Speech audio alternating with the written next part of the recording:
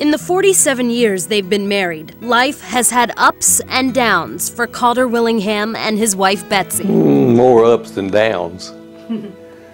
I told a friend of ours the other day that we were talking about amusement parks, and I said I never had to go to one. I'm married to one. He's like, hold on to the roller coaster, here we go. They've held on tight through 4 children and 14 grandchildren, and you can say they've taken every challenge life has thrown at them in stride. When Calder was 40 and Betsy 37, they started running, and they didn't let their late start slow them down. Soon, they were running races and winning them. Some younger guy challenged him and said, you can't just run, you have to do something more than that. You don't want to go down the slippery slope and get old. And at 60, he did his first Ironman. Wow. And at 63, he did the second one, and at 65, he did the third one. You sound like a man who doesn't turn away from a challenge. No. I relish them. Except for this one. Yeah, this one I can't whip.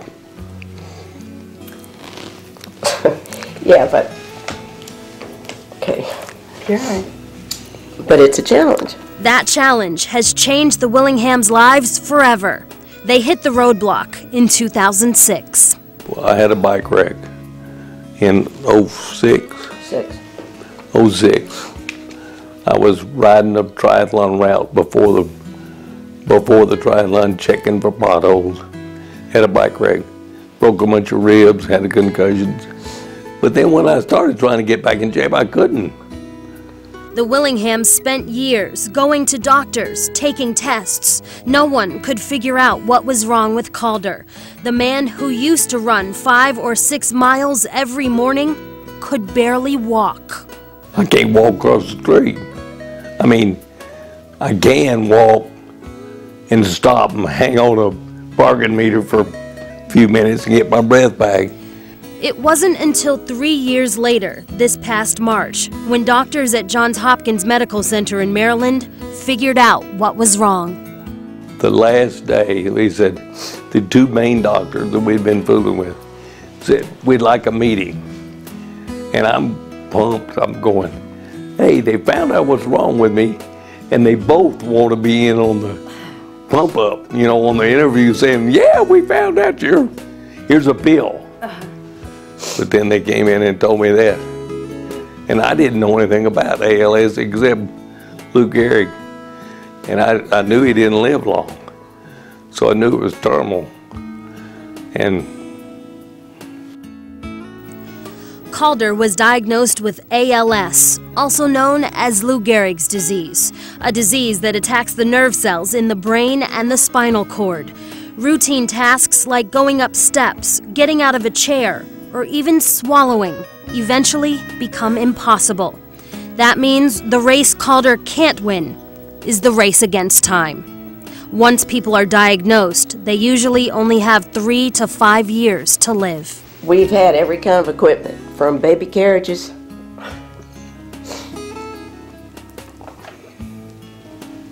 it's hard, to bicycles.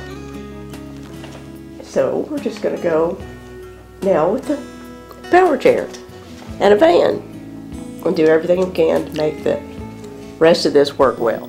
But like with every challenge they've faced, the Willinghams are not giving up, and MDA is helping them. The MDA and ALS people who work for those 2 organizations both met with us that day of our first appointment. And that was the most wonderful support.